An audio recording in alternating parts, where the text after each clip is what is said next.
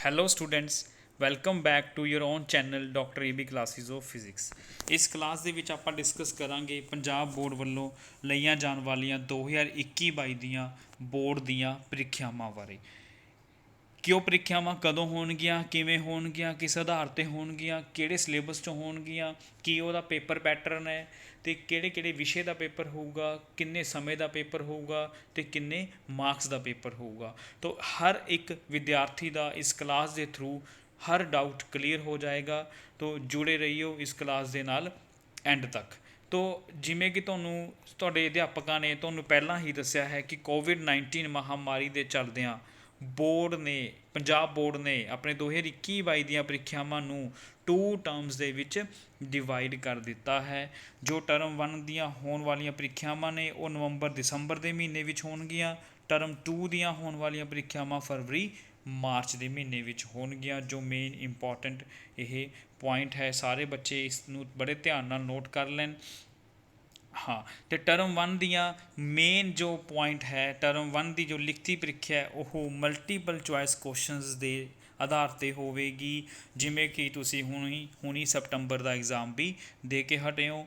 ਮਤਲਬ ਇੱਕ ਕੁਐਸਚਨ ਦੀਆਂ 4 ਓਪਸ਼ਨਸ ਹੋਣਗੀਆਂ।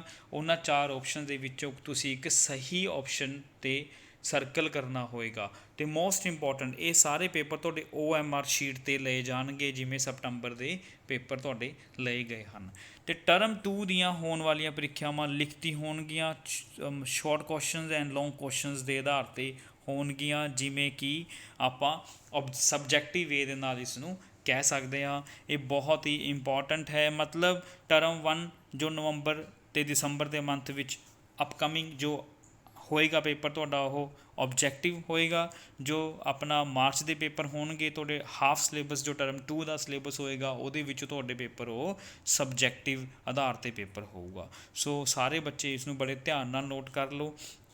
ਅਤੇ ਟਰਮ 2 ਦੇ ਦੋਨੋਂ ਰਿਜ਼ਲਟਸ ਨੂੰ ਮਿਲਾ ਕੇ ਹੀ ਤੁਹਾਡਾ ਫਾਈਨਲ ਰਿਜ਼ਲਟ ਘੋਸ਼ਿਤ ਕੀਤਾ ਜਾਵੇਗਾ। ਸੋ ਸਾਰੇ ਵਿਦਿਆਰਥੀ ਇਸ ਨੂੰ ਬੜੇ ਹੀ ਇੰਪੋਰਟੈਂਟ ਪੁਆਇੰਟ ਨੇ, ਬੜੇ ਹੀ ਧਿਆਨ ਨਾਲ ਨੋਟ ਕਰ ਲਓ। ਅਤੇ ਸਭ ਤੋਂ ਇੱਕ ਹੋਰ ਮੇਨ ਪੁਆਇੰਟ ਇਹ ਹੈ, ਜੋ ਟਰਮ 1 ਵਿੱਚ ਸਿਰਫ ਮੁੱਖ ਵਿਸ਼ਿਆਂ ਦੇ ਪੇਪਰ ਹੀ ਕਰਾਏ ਜਾਣਗੇ। ਮਤਲਬ ਗ੍ਰੇਡਿੰਗ ਵਾਲੇ ਵਿਸ਼ੇ ਦਾ ਪੇਪਰ ਤੁਹਾਡਾ ਨਹੀਂ ਹੋਵੇਗਾ। ਮੀਨਜ਼ ਗ੍ਰੇਡਿੰਗ ਵਿਸ਼ੇ ਕੰਪਿਊਟਰ, ਇਨਵਾਇਰਮੈਂਟ, ਆਪਣਾ ਵੈਲਕਮ ਲਾਈਫ, ਇਹਨਾਂ ਦੇ ਪੇਪਰ ਤੁਹਾਡੇ ਨਹੀਂ ਹੋਣਗੇ। ਅਤੇ ਕੋਈ ਵੀ ਪ੍ਰਯੋਗੀ ਪ੍ਰੀਖਿਆ ਵੀ ਨਹੀਂ ਲਈ ਜਾਵੇਗੀ। ਜਿਵੇਂ ਫਿਜ਼ਿਕਸ, ਕੈਮਿਸਟਰੀ, ਬਾਇਓਲੋਜੀ ਵੀ ਤੁਹਾਡੇ ਪ੍ਰੈਕਟੀਕਲ ਵਿਸ਼ੇ ਨੇ, ਇਹਨਾਂ ਦੀ ਕੋਈ ਪ੍ਰਯੋਗੀ ਪ੍ਰੀਖਿਆ ਨਹੀਂ ਹੋਏਗੀ। ਸਿਰਫ ਥਿਊਰੈਟੀਕਲ ਓਬਜੈਕਟਿਵ ਪੇਪਰ ਹੀ ਲਿਆ ਜਾਏਗਾ। ਸੋ ਇਹ ਸਾਰੇ ਪੁਆਇੰਟਸ ਨੇ ਜੋ ਬੜੇ ਹੀ ਧਿਆਨ ਨਾਲ ਨੋਟ ਕਰਨ ਵਾਲੇ ਹਨ। ਉਸ ਤੋਂ ਬਾਅਦ ਆਪਾਂ ਹੁਣ ਚੱਲਦੇ ਹਾਂ ਆਪਣੇ ਸਬਜੈਕਟ ਫਿਜ਼ਿਕਸ 'ਤੇ, ਕਿ ਉਹ ਫਿਜ਼ਿਕਸ ਦਾ ਪੇਪਰ ਦਾ ਜੋ ਟਰਮ 1 ਦਾ ਲੇਟੈਸਟ ਸਿਲੇਬਸ ਰਿਲੀਜ਼ ਹੋਇਆ ਹੈ, ਇਹ ਕੱਲ੍ਹ ਹੀ ਸਿਲੇਬਸ ਆਪਣੇ ਕੋਲ ਆਇਆ ਹੈ ਕਿ ਉਹਦਾ ਪੇਪਰ ਪੈਟਰਨ ਕੀ ਹੈ, ਕਿੰਨੇ ਮਾਰਕਸ ਦਾ ਪੇਪਰ ਹੋਊਗਾ ਅਤੇ ਕਿੰਨੇ ਸਮੇਂ ਦਾ ਪੇਪਰ ਹੋਊਗਾ। ਆਪਾਂ ਸਾਫ਼ ਇਸ ਫਿਜ਼ਿਕਸ ਦੀ ਇਸ ਪੈਟਰਨ ਤੋਂ ਦੇਖ ਸਕਦੇ ਹਾਂ ਕਿ ਆਪਣਾ ਜਿਹੜਾ ਫਿਜ਼ਿਕਸ ਦਾ ਹੋਣ ਵਾਲਾ ਪੇਪਰ ਹੈ ਉਹ 1 ਘੰਟੇ ਦਾ ਪੇਪਰ ਹੋਊਗਾ, 35 ਨੰਬਰਾਂ ਦਾ ਪੇਪਰ ਹੋਊਗਾ ਅਤੇ 35 ਹੀ ਓਬਜੈਕਟਿਵ ਕੁਐਸਚਨਸ ਹੋਣਗੇ। Means 1 mark for 1 question and total question ਜਿਵੇਂ ਆਪਾਂ ਪਹਿਲਾਂ ਹੀ ਦੱਸ ਚੁੱਕੇ ਹਾਂ ਵੀ MCQ ਬੇਸਡ ਹੋਣਗੇ। ਅਤੇ ਇੱਕ ਸਹੀ ਆਪਸ਼ਨ ਤੁਸੀਂ ਉਹਨਾਂ 'ਚੋਂ ਕੋਈ ਸਿਲੈਕਟ ਕਰਨੀ ਹੋਊਗੀ ਜੋ OMR ਸ਼ੀਟ 'ਤੇ ਫਿਲ ਕਰਨੀ ਹੋਏਗੀ।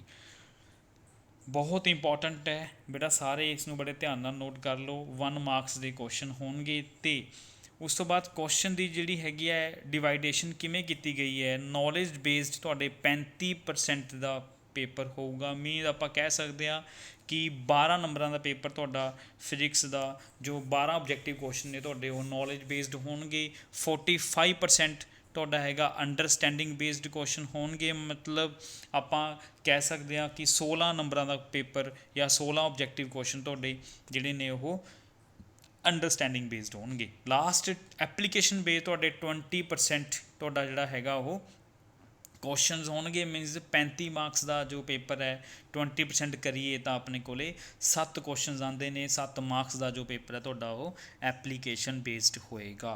And unprogrammable calculator means simple calculator ਤੁਹਾਨੂੰ ਅਲਾਉਡ ਕੀਤਾ ਜਾਊਗਾ। ਲੌਗ ਟੇਬਲ ਵੀ ਤੁਹਾਨੂੰ ਅਲਾਉਡ ਕੀਤਾ ਜਾਊਗਾ। ਇਹ ਸਾਰੇ ਪੁਆਇੰਟ ਤੁਸੀਂ ਨੋਟ ਕਰ ਸਕਦੇ ਹੋ। ਨੂਮੈਰੀਕਲਸ ਨੇ ਜਿਹੜੇ ਤੁਹਾਡੇ ਉਹ 20% ਤੁਹਾਡੇ ਉਹ ਨੂਮੈਰੀਕਲਸ ਨੂੰ ਵੇਟੇਜ ਦਿੱਤੀ ਜਾਊਗੀ। ਮੀਨਸ ਤੁਹਾਡੇ 20% ਤੁਹਾਡੇ ਕੀ ਆਉਣਗੇ, ਉਹਦੇ 'ਚ ਨੂਮੈਰੀਕਲਸ ਆਉਣਗੇ। ਓਕੇ, ਇਸ ਤੁਸੀਂ ਦੇਖ ਸਕਦੇ ਹੋ 5th ਪੁਆਇੰਟ ਤੋਂ 20% ਤੁਹਾਡੇ ਨੂਮੈਰੀਕਲ ਆਉਣਗੇ ਫਿਜ਼ਿਕਸ ਦੇ। 20% ਮੀਨਸ ਆਪਾਂ 35 ਮਾਰਕਸ ਦਾ ਕਰੀਏ, ਅਗੇਨ 7 ਤੁਹਾਡੇ ਉਹਦੇ 'ਚ 35 ਕੁਐਸਚਨਸ ਦੇ ਵਿੱਚੋਂ 7 ਕੁਐਸਚਨ ਤੁਹਾਡੇ ਨੂਮੈਰੀਕਲ ਹੋਣਗੇ ਅਤੇ 28 ਕੁਐਸਚਨ ਤੁਹਾਡੇ ਥਿਊਰੀ ਦੇ ਹੋਣਗੇ। ਉਸ ਤੋਂ ਬਾਅਦ ਜਿਸ ਗੱਲ ਦੀ ਵਿਦਿਆਰਥੀ ਟੀਚਰ ਸਾਰੇ ਵੇਟ ਕਰ ਰਹੇ ਸੀ ਆਪਾਂ, ਉਹ ਡਿਸਟਰੀਬਿਊਸ਼ਨ ਸਿਲੇਬਸ ਦੀ ਕਿਵੇਂ ਕੀਤੀ ਗਈ ਹੈ, ਇਸ ਸਲਾਈਡ ਤੋਂ ਆਪਾਂ ਕੰਪਲੀਟਲੀ ਜਾਣੂ ਹੋ ਸਕਦੇ ਹਾਂ। ਦੇਖੋ, ਜਿਹੜਾ ਤੁਹਾਡਾ ਫਿਜ਼ਿਕਸ ਦਾ ਪਹਿਲਾ ਯੂਨਿਟ ਹੈ ਇਲੈਕਟ੍ਰੋਸਟੈਟਿਕਸ, ਜਿਹਦੇ ਵਿੱਚ 4 ਮੇਨ ਟੌਪਿਕ ਨੇ ਤੁਹਾਡੇ, ਕੂਲਮਜ਼ ਲਾ, Ghaus theorem, electric field, electric capacitor, electric potential. ਇਹਦੇ ਵਿੱਚੋਂ ਟੋਟਲ ਤੁਹਾਡਾ ਵਾਹ ਜੀ ਵਾਹ 10 ਮਾਰਕਸ ਦਾ ਪੇਪਰ ਆਊਗਾ, ਜੋ ਸਭ ਤੋਂ ਦੇਖੋ ਤੁਸੀਂ ਦੇਖ ਸਕਦੇ ਹੋ ਵੀ 35 ਮਾਰਕਸ 10 ਮਾਰਕਸ ਦਾ ਤਾਂ ਫਸਟ ਯੂਨਿਟ ਦੇ ਵਿੱਚੋਂ ਹੀ ਪੇਪਰ ਤੁਹਾਡਾ ਆਉਣਾ ਹੈ। ਅਤੇ ਸਾਰੇ ਤੁਹਾਡੇ ਇਹ 8 ਥਿਊਰੀ ਦੇ ਪੇਪਰ ਹੋਣਗੇ ਅਤੇ 2 ਇਹਦੇ ਵਿੱਚੋਂ ਕੀ ਆਉਣਗੇ, ਤੁਹਾਡੇ ਕੋਲ ਨੂਮੈਰੀਕਲਸ ਆਉਣਗੇ। ਤੋ ਇਹ ਸਾਰਾ ਇਲੈਕਟ੍ਰੋਸਟੈਟਿਕ ਯੂਨਿਟਸ ਕੱਲਾ ਚੈਪਟਰ ਕੱਲਾ ਟੌਪਿਕ ਆਪਣੇ ਕੋਲ ਇਸ YouTube ਚੈਨਲ 'ਤੇ ਤੁਹਾਨੂੰ ਅਵੇਲੇਬਲ ਵੀ ਨੇ। ਇਸ ਵੀਡੀਓ ਦੀ ਡਿਸਕ੍ਰਿਪਸ਼ਨ ਦੇ ਵਿੱਚ ਆਪਾਂ ਤੁਹਾਨੂੰ ਸਾਰੀ ਵੀਡੀਓਜ਼ ਦੇ ਲਿੰਕ ਵੀ ਪ੍ਰੋਵਾਈਡ ਕਰ ਦਾਂਗੇ, ਤੁਸੀਂ ਇੱਥੋਂ ਇਹ ਵੀਡੀਓ ਦੇ ਮਤਲਬ ਕਲਾਸਿਸ ਅਟੈਂਡ ਕਰ ਸਕਦੇ ਹੋ। 2 ਨੂਮੈਰੀਕਲਸ ਆਉਣਗੇ, ਕਲੀਅਰ। ਤੋ ਸੈਕਿੰਡ ਯੂਨਿਟ ਦੀ ਆਪਾਂ ਗੱਲ ਕਰੀਏ, ਕਰੰਟ ਇਲੈਕਟ੍ਰੀਸਿਟੀ ਵਿੱਚੋਂ ਤੁਹਾਡੇ ਕੋਲ 6 ਮਾਰਕਸ ਦਾ ਕੁਐਸਚਨ ਆਉਣਗੇ, ਜੋ 5 ਥਿਊਰੀ ਹੋਣਗੇ ਅਤੇ 1 ਨੂਮੈਰੀਕਲ ਹੋਊਗਾ। ਇਹ ਡਿਸਟਰੀਬਿਊਸ਼ਨ ਹੈ ਬੇਟਾ ਸਿਲੇਬਸ ਦੀ, ਕਿ ਕਿਵੇਂ ਕੁਐਸਚਨਸ ਕਿੱਥੋਂ ਆਉਣਗੇ, ਕਿੱਥੋਂ ਨੂਮੈਰੀਕਲ ਆਊਗਾ। ਇਹ ਵੀ ਬੜੇ ਧਿਆਨ ਨਾਲ ਨੋਟ ਕਰਨ ਵਾਲੀਆਂ ਗੱਲਾਂ ਨੇ। ਆਪਾਂ ਪੜ੍ਹਦੇ ਜ਼ਰੂਰ ਆ, ਪੜ੍ਹਦੇ ਰਹਿੰਦੇ ਹਾਂ, ਅਤੇ ਬੜੇ ਧਿਆਨ ਨਾਲ ਆਪਾਂ ਨੂੰ ਜੇ ਆਪਾਂ ਸਿਸਟਮੈਟਿਕ ਵੇ 'ਚ ਵੀ ਸਟੱਡੀ ਕਰੀਏ ਤਾਂ ਆਪਣੇ ਮਾਰਕਸ ਵਧੀਆ ਤਰੀਕੇ ਦੇ ਨਾਲ ਆਪਾਂ ਅਚੀਵ ਕਰ ਸਕਦੇ ਹਾਂ। ਥਰਡ ਯੂਨਿਟ ਜੋ ਤੁਹਾਡਾ ਹੈਗਾ ਮੈਗਨੈਟਿਕ ਇਫੈਕਟਸ ਆਫ ਕਰੰਟ ਵਾਲਾ, ਉਹਦੇ ਵਿੱਚੋਂ ਵੀ ਤੁਹਾਡੇ ਕੋਲ 10 ਮਾਰਕਸ ਦਾ ਕੁਐਸਚਨ ਆਉਣਗੇ, ਮੀਨਸ 10 ਓਬਜੈਕਟਿਵ ਕੁਐਸਚਨਸ ਹੋਣਗੇ। ਸੇਮ 8 ਥਿਊਰੀ ਦੇ ਕੁਐਸਚਨਸ ਹੋਣਗੇ ਅਤੇ 2 ਨੂਮੈਰੀਕਲਸ ਹੋਣਗੇ। ਉਸ ਤੋਂ ਬਾਅਦ ਆਪਾਂ ਜੇ ਗੱਲ ਕਰੀਏ next 4th unit electromagnetic induction the, EMI means electromagnetic induction and alternating current, unit number 4। ਇਹਦੇ ਵਿੱਚ ਤੁਹਾਡਾ 6 ਮਾਰਕਸ ਦਾ ਕੁਐਸਚਨ ਆਊਗਾ, ਜੋ 5 ਥਿਊਰੀ ਦੇ ਹੋਣਗੇ ਅਤੇ 1 ਉਹਦੇ 'ਚੋਂ ਨੂਮੈਰੀਕਲ ਹੋਊਗਾ। ਸੋ ਨੂਮੈਰੀਕਲ ਦੇਖੋ ਤੁਸੀਂ ਹਰ ਇੱਕ ਯੂਨਿਟ ਦੇ ਵਿੱਚੋਂ ਕਵਰ ਕੀਤੇ ਗਏ ਨੇ। ਸੋ ਬੜਾ ਹੀ ਰੈਸ਼ਨਲਾਈਜੇਸ਼ਨ ਸਿਸਟਮ ਦੇ ਨਾਲ ਤੁਹਾਡਾ ਪੇਪਰ ਆਊਗਾ। ਹਰ ਸਿਲੇਬਸ ਦੇ ਹਰ ਮਤਲਬ 5 ਯੂਨਿਟ ਨੇ ਆਪਣੇ ਇਲੈਕਟ੍ਰੋਮੈਗਨੈਟਿਕ ਵੇਵਸ। 5th ਯੂਨਿਟ ਦਾ ਨਾਮ ਕੀ ਹੈ, EMW ਮੀਨਸ ਇਲੈਕਟ੍ਰੋਮੈਗਨੈਟਿਕ ਵੇਵਸ। ਇਹਦੇ ਵਿੱਚੋਂ ਤੁਹਾਡੇ 3 ਕੁਐਸਚਨਸ ਆਉਣਗੇ, ਜੋ 2 ਥਿਊਰੀ ਦੇ ਅਤੇ 1 ਨੂਮੈਰੀਕਲ ਦਾ ਹੋਊਗਾ। ਟੋਟਲ 35 ਕੁਐਸਚਨਸ ਹੋਣਗੇ, 35 ਮਾਰਕਸ ਦਾ ਪੇਪਰ ਹੋਊਗਾ, ਜਿਸ 'ਚੋਂ 28 ਥਿਊਰੀ ਦੇ ਹੋਣਗੇ ਅਤੇ 7 ਨੂਮੈਰੀਕਲ ਹੋਊਗਾ। ਤੁਸੀਂ ਦੇਖ ਸਕਦੇ ਹੋ 20% ਤੁਹਾਡੀ ਕਵਰੇਜ ਨੂਮੈਰੀਕਲਸ ਦੇ ਨਾਲ ਕੀਤੀ ਗਈ ਹੈ। 35 ਦਾ 20% ਹੋ ਗਿਆ 7 ਤੁਹਾਡੇ ਕੀ ਆ ਚੁੱਕੇ, ਨੂਮੈਰੀਕਲਸ ਹੋਣਗੇ। 28 ਥਿਊਰੀ ਦੇ ਕੁਐਸਚਨਸ। ਸੋ ਬੜੀ ਹੀ ਇੰਪੋਰਟੈਂਟ ਇਨਫੋਰਮੇਸ਼ਨ ਹੈ ਬੇਟਾ, ਸਾਰੇ ਬੱਚੇ ਨੂੰ ਧਿਆਨ ਨਾਲ ਨੋਟ ਕਰ ਲਓ ਅਤੇ ਇਸ ਦੇ ਅਕੋਰਡਿੰਗ ਹੀ ਆਪਾਂ ਸਟੱਡੀ ਕਰਨੀ ਸ਼ੁਰੂ ਕਰੀਏ, ਤਾਂ ਕਿ ਆਪਣੇ ਵਧੀਆ ਤੋਂ ਵਧੀਆ ਮਾਰਕਸ ਆਉਣ ਅਤੇ ਆਪਣੀ ਅੱਛੀ ਟਰਮ 2 ਦੇ ਵਿੱਚ ਵੀ ਆਪਾਂ ਜਾ ਕੇ ਫਾਈਨਲ ਰਿਜ਼ਲਟ ਵੇਲੇ ਆਪਾਂ ਇਹਦਾ ਫਾਇਦਾ ਲੈ ਸਕੀਏ। ਸੋ ਇਸ ਤੋਂ ਬਾਅਦ ਬੇਟਾ ਆਪਾਂ ਜੇ ਨੈਕਸਟ ਗੱਲ ਕਰੀਏ, ਪੇਪਰ ਬੜਾ ਰੈਸ਼ਨਲ ਹੋਊਗਾ, ਕੋਈ ਵੀ ਟੌਪਿਕ ਕਿਸੇ ਕੁਐਸਚਨ ਦੇ ਵਿੱਚ ਰਿਪੀਟ ਨਹੀਂ ਹੋਊਗਾ। ਮੀਨਸ ਇੱਕ ਟੌਪਿਕ 'ਚੋਂ ਇੱਕੋ ਹੀ ਕੁਐਸਚਨ ਆਊਗਾ, ਤਾਂ ਪੂਰੀ ਦੀ ਪੂਰੀ ਇਹ ਗੱਲ ਹੈਗੀ ਹੈ ਵੀ ਸਾਰਾ ਸਿਲੇਬਸ ਕਵਰ ਕਰਨ ਦੀ ਕੋਸ਼ਿਸ਼ ਕੀਤੀ ਜਾਊਗੀ। ਸੋ ਕੁਐਸਚਨ ਨੈਕਸਟ ਆਪਾਂ ਚੱਲਦੇ ਹਾਂ, ਜਿਹੜਾ ਹੈਗਾ ਤੁਹਾਡਾ ਫਿਜ਼ਿਕਸ ਤੋਂ ਬਾਅਦ ਚੱਲਦੇ ਹਾਂ ਆਪਾਂ ਕੈਮਿਸਟਰੀ 'ਤੇ। ਦੇਖਿਆ ਜਾਵੇ ਤਾਂ ਕੈਮਿਸਟਰੀ ਦੇ ਵਿੱਚ ਵੀ ਤੁਸੀਂ 35 ਸੇਮ ਦੇਖੋ ਬੇਟਾ, 35 ਮਾਰਕਸ ਦਾ ਹੀ ਪੇਪਰ ਹੈ, 1 ਆਰ ਦਾ ਹੀ ਪੇਪਰ ਹੈ। 35 ਕੁਐਸਚਨਸ ਹੋਣਗੇ, MCQ ਬੇਸਡ ਹੋਣਗੇ, 1 ਮਾਰਕ ਦਾ ਹੀ ਕੁਐਸਚਨ ਹੋਊਗਾ ਅਤੇ ਡਿਸਟਰੀਬਿਊਸ਼ਨ ਤੁਹਾਡੀ ਨੀਅਰ ਅਬਾਊਟ ਸੇਮ ਹੀ ਹੈ। ਨੌਲੇਜ ਬੇਸਡ 36% ਹੋਊਗਾ, ਅੰਡਰਸਟੈਂਡਿੰਗ ਬੇਸਡ 44% ਹੋਊਗਾ, ਐਪਲੀਕੇਸ਼ਨ ਬੇਸਡ 20% ਹੋਊਗਾ ਐਂਡ 100% ਤੁਹਾਡਾ ਸਿਲੇਬਸ ਇਹ ਅੰਡਰਸਟੈਂਡਿੰਗ, ਨੌਲੇਜ ਅਤੇ ਐਪਲੀਕੇਸ਼ਨ ਨੂੰ ਮਿਲਾ ਕੇ ਬਣਦਾ ਹੈ। ਅਤੇ ਇਹਦੇ ਵਿੱਚ ਵੀ ਤੁਸੀਂ ਦੇਖੋਗੇ ਅਨਪ੍ਰੋਗਰਾਮੇਬਲ ਕੈਲਕੂਲੇਟਰ ਤਾਂ ਹਰ ਪੇਪਰ 'ਚ ਤਕਰੀਬਨ ਅਲਾਊਡ ਹੀ ਹੋਊਗਾ, ਅਤੇ ਲੌਗ ਟੇਬਲਸ ਅਲਾਊਡ ਹੋਣਗੇ, ਅਤੇ 20% ਤੁਹਾਡੀ ਕਵਰੇਜ ਨੂਮੈਰੀਕਲ ਨਾਲ ਕੀਤੀ ਜਾਊਗੀ, same as that of physics. ਅਤੇ ਜੇ ਆਪਾਂ ਹੁਣ ਚੈਪਟਰ ਵਾਈਜ਼ ਗੱਲ ਕਰੀਏ ਕੈਮਿਸਟਰੀ ਦੇ, जो मेन पॉइंट है नोट करने वाला, जो चैप्टर 1 ਤੁਹਾਡਾ ਸੋਲੂਸ਼ਨ ਹੈ ਉਹ 'ਚੋਂ 4 ਮਾਰਕਸ ਦੇ ਕੁਐਸਚਨ ਹੋਣਗੇ, ਜੋ 2 ਥਿਊਰੀ ਦੇ ਤੇ 2 ਨੂਮੈਰੀਕਲ ਹੋਣਗੇ। ਇਲੈਕਟ੍ਰੋਕੈਮਿਸਟਰੀ ਵਿੱਚੋਂ ਦੇਖਿਆ ਜਾਵੇ ਤਾਂ 4 ਮਾਰਕਸ ਦਾ ਕੁਐਸਚਨ ਆਊਗਾ, ਮੀਨਸ 4 ਕੁਐਸਚਨਸ ਆਉਣਗੇ ਤੁਹਾਡੇ, 2 ਥਿਊਰੀ ਦੇ ਤੇ 2 ਨੂਮੈਰੀਕਲ। ਅਗੇਨ ਕੈਮੀਕਲ ਕਾਈਨੈਟਿਕਸ ਤੋਂ ਦੇਖਿਆ ਜਾਵੇ ਚੈਪਟਰ ਨੰਬਰ 3 ਦੇ ਵਿੱਚੋਂ ਯੂਨਿਟ ਨੰਬਰ ਚੈਪਟਰ ਨੰਬਰ 5 ਤੁਹਾਡੇ ਮਾਰਕਸ ਦੇ ਕੁਐਸਚਨ ਹੋਣਗੇ, ਜੋ 2 ਥਿਊਰੀ ਦੇ ਤੇ 3 ਨੂਮੈਰੀਕਲ ਦੇ ਹੋਣਗੇ। 4th ਸਰਫੇਸ ਕੈਮਿਸਟਰੀ ਵਿੱਚੋਂ ਦੇਖਿਆ ਜਾਵੇ ਤਾਂ ਆਪਣੇ ਕੋਲ 4 ਕੁਐਸਚਨਸ ਆਉਣਗੇ, ਜੋ ਓਨਲੀ ਥਿਊਰੀ ਦੇ ਹੀ ਹੋਣਗੇ, ਕੋਈ ਇਹ 'ਚੋਂ ਨੂਮੈਰੀਕਲ ਨਹੀਂ ਆਊਗਾ। ਤਾਂ ਨੂਮੈਰੀਕਲ ਆਪਾਂ ਪੂਰੇ ਦੇ ਪੂਰੇ 8 ਯੂਨਿਟਾਂ 'ਤੇ ਨਜ਼ਰ ਮਾਰੀਏ ਤਾਂ ਨੂਮੈਰੀਕਲ ਮੇਰੇ ਖਿਆਲ ਦੇ ਵਿੱਚ ਪਹਿਲੇ 3 ਯੂਨਿਟਾਂ ਵਿੱਚੋਂ ਹੀ ਆਉਣਗੇ, ਜੋ 7 ਦੇ 7 ਨੂਮੈਰੀਕਲ ਤੁਹਾਡੇ ਪਹਿਲੇ ਯੂਨਿਟ 3 ਨੇ ਹੀ ਕਵਰ ਕਰ ਲਏ। ਅੱਗੇ ਨੈਕਸਟ ਕੋਈ ਵੀ ਨੂਮੈਰੀਕਲ ਕਿਸੇ ਨੈਕਸਟ ਯੂਨਿਟ 'ਚੋਂ ਨਹੀਂ ਆਉਣਾ।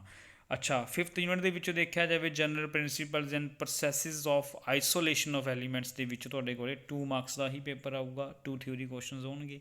ਪੀ ਬਲੋਕ ਐਲੀਮੈਂਟ 'ਚੋਂ 7 ਮਾਰਕਸ ਦਾ ਆਊਗਾ, 7 ਥਿਊਰੀ ਦੇ ਕੁਐਸਚਨ ਹੋਣਗੇ। ਡੀ ਐਫ ਬਲੋਕ 'ਚੋਂ ਆਉਣਗੇ 7 ਮਾਰਕਸ ਦਾ ਪੇਪਰ, 7 ਦੇ 7 ਥਿਊਰੀ ਦੇ ਹੋਣਗੇ। ਕੋਆਰਡੀਨੇਸ਼ਨ ਕੰਪਾਊਂਡ 'ਚੋਂ 2 questions and that only from theory. So ਐਵੇਂ ਤੁਹਾਡੇ ਦੇਖਿਆ ਜਾਵੇ ਤਾਂ ਸਾਰੇ ਕੁਐਸਚਨਸ ਮਿਲਾ ਕੇ 35 ਮਾਰਕਸ ਦੇ ਕੁਐਸਚਨ ਬਣਦੇ ਨੇ, 35 ਹੀ ਕੁਐਸਚਨ ਬਣਦੇ ਨੇ, ਜਿਸ 'ਚੋਂ 28 ਥਿਊਰੀ ਦੇ ਕੁਐਸਚਨ ਅਤੇ 7 ਆਪਣੇ ਨੂਮੈਰੀਕਲ ਦੇ ਕੁਐਸਚਨਸ ਹੋਣਗੇ। ਸੋ ਬੇਟਾ ਬੜੀ ਹੀ ਧਿਆਨ ਨਾਲ ਨੋਟ ਕਰਨ ਵਾਲੀ ਇਹ ਇਨਫੋਰਮੇਸ਼ਨ ਹੈ। ਤੋ ਸੇਮ ਬੇਟਾ ਕੋਈ ਵੀ ਕੁਐਸਚਨ ਕਿਸੇ ਇੱਕ ਟੌਪਿਕ 'ਚ 2 ਕੁਐਸਚਨ ਨਹੀਂ ਆਉਣਗੇ, ਇੱਕ ਟੌਪਿਕ 'ਚੋਂ ਇੱਕ ਹੀ ਕੁਐਸਚਨ ਪਾਉਣ ਦੀ ਕੋਸ਼ਿਸ਼ ਕੀਤੀ ਜਾਏਗੀ। ਪੇਪਰ ਬੜਾ ਹੀ ਰੈਸ਼ਨਲ ਲੈਵਲ ਦਾ ਪੇਪਰ ਹੋਊਗਾ, ਮੀਨਸ ਬੜਾ ਹੀ ਇੱਕ ਮਤਲਬ 1 ਕੁਐਸਚਨ ਪਰ ਟੌਪਿਕ ਇਹ ਹੋਊਗਾ, ਠੀਕ ਹੈ।